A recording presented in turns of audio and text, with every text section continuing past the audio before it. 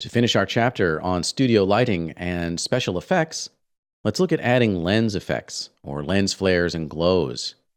This is something that's quite often done in post-production, especially if you're rendering out to high dynamic range. But if you're rendering to standard dynamic range, and you want to automate the process of adding lens flares, etc., then lens effects might be helpful. Because of their antique vintage, lens effects have some limitations. Most notably, they are resolution dependent. That means the look of the lens effects depends upon the resolution of your rendering. If you change the resolution, then you change the look. So we need to set up the resolution before we begin playing with lens effects. Let's go into the Render Setup dialog. In the Common tab, I currently have an output size of 570 by 320. But to accurately test the lens effects, I want to do my testing at full production render resolution. I've got a preset over here, 1360 by 768. Another limitation of lens effects is that they do not support a 32-bit rendering mode. And so we'll need to change the mental ray frame buffer type. Go over to the Renderer tab, and in Sampling Quality, Options, Frame Buffer Type, switch it from floating point over to integer, 16 bits per channel. If you wanted to render out an HDR format, like an EXR file, you would need to leave that at 32 bits, floating point, in which case you would not be able to use lens effects. But if we were rendering to a high dynamic range image file, we would be doing all of our exposure control and grading in post, which means we would probably be doing our special effects in post as well. Last, in the Render Setup dialog, we want to disable any global illumination that may be on. Go to the Global Illumination tab, and to speed our test renders, I'll disable Final Gathering and Indirect Diffuse GI, so they're both turned off. Close the Render Setup dialog.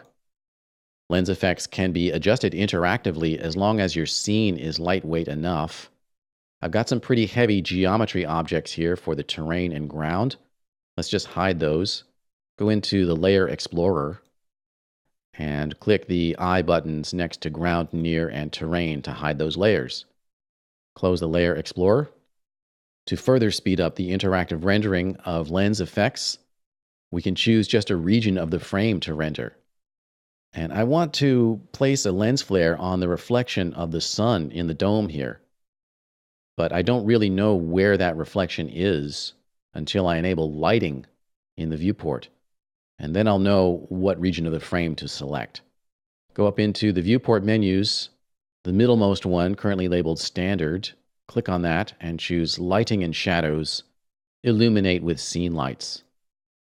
And now I know exactly which region of the frame I want to render. Let's open the Rendered Frame window. Click on that button, and it doesn't execute a rendering, it just opens up the window. And it's a little bit unwieldy because it's the same size as my desktop. I'll just move that over to the side. And now we can choose a region.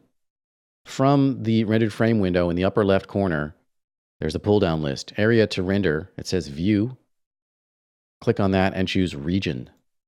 And now in both the viewport and the rendered frame window, we have the ability to choose a region to render. Click on the corners to move that box around, or click on the edges. We can also click in the center and just position that so that it's a pretty small rectangle near the reflection of the sun in the dome. Cool, so now we've got that set up and we're finally ready to add our lens effect. Go into the rendering menu, Effects, and the Environment and Effects dialog opens. Let's add an effect. Click on the Add button and choose Lens Effects from the dialog box. Lens Effects.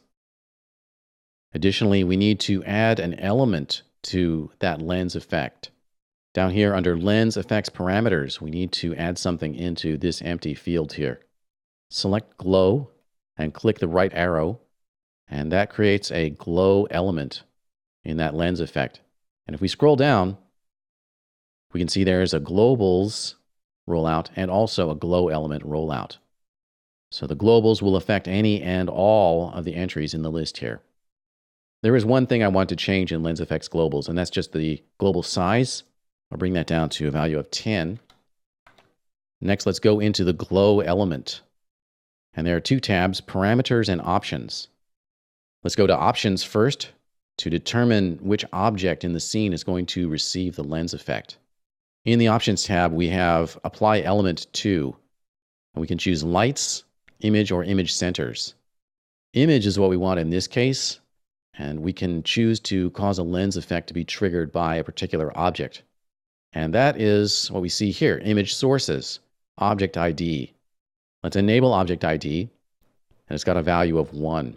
This refers to a so-called G-buffer or graphics buffer ID number. Each object in the scene has an ID number, and if we want it to kick off a lens effect, then this number must correspond in the object.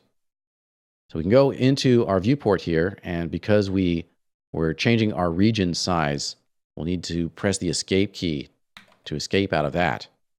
And then select the dome. It's actually a group. Let's open up the group.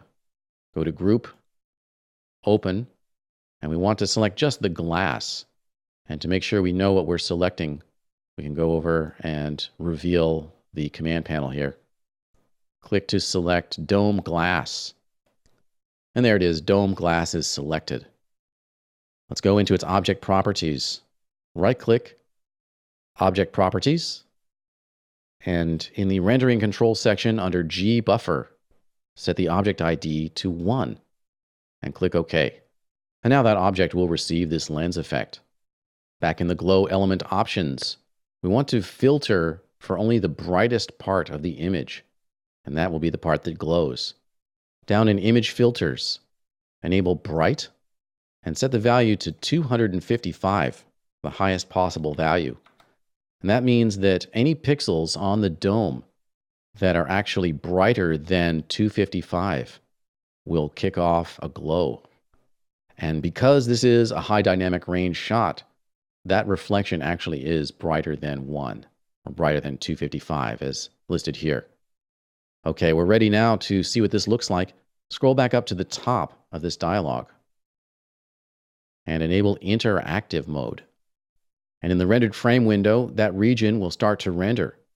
And once it's completed, then the glow lens effect will appear. We do have a little bit of glow, but we need to adjust the glow parameters. Go back into the effects dialog. In the glow element parameters tab, we've got some properties here to play with. Let's set the size to a low value, 0.8. And we see the glow change over here. Intensity, 200. Now it's a bit brighter. We've got use source color. That means just glow depending upon the color of the pixels underneath. We can set that to 0 or 100, and it won't really make any difference because it's actually pure white light there. All right, we've applied our lens effects glow so that only the dome and only the very brightest pixels on that dome will glow.